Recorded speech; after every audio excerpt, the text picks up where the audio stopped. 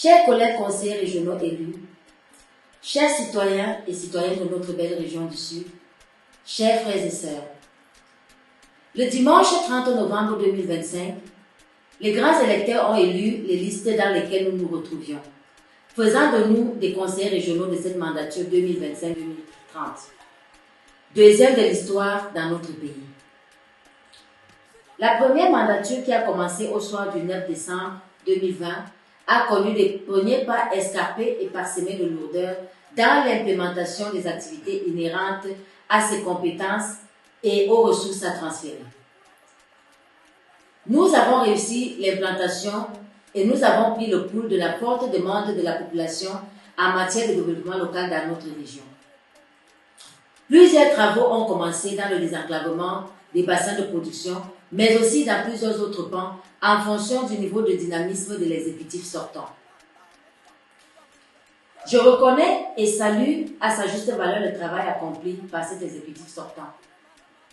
Beaucoup a certainement été fait, mais je suis consciente également que beaucoup reste à faire pour que notre région amorce véritablement son développement pour atteindre le plein épanouissement de sa population.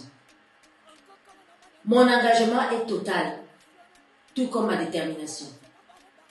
Pour ce qui est de ce mandat qui commence au soir du 16 décembre 2025, il devra être celui d'une véritable accélération du développement local du Sud. Plusieurs secteurs ont déjà été dictés par le président de la République, son Excellence Paul Biya, lors de son discours d'investiture le 6 novembre dernier. Cela doit aussi être implémenté au niveau de notre région pour voir les jeunes et les femmes du Sud s'épanouir. La jeunesse du Sud, parlons-en. La jeunesse du Sud est pour une bonne partie portée vers les métiers de la fonction publique. Elle a hérité cela des parents qui voient en cette voie le secteur de prédilection pour la réussite sociale.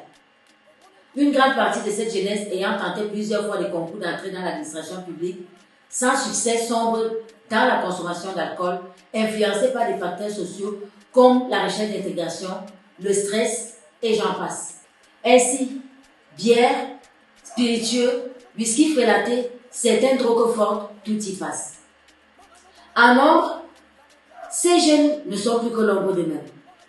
La question à laquelle le nouvel exécutif régional devra donc répondre est celle de savoir comment traduire les orientations du chef d'État en actes concrets pour sortir la jeunesse du Sud de cette ivresse collective dans laquelle une grande majorité se trouve. Il est tout simplement question de sortir des beaux discours déconnectés des réalités du terrain pour agir. Nous avons le devoir impérieux d'agir et de vite agir. Il n'y aura certainement pas suffisamment de moyens, mais nous ne pouvons plus nous cacher derrière cette excuse pour justifier les versets. Le Sud ne saurait continuer à être une terre de paradoxes. Ensemble, jeunes et femmes, saisissons et créons les opportunités pour notre belle région. Pour ma part, afin d'accompagner cette dynamique,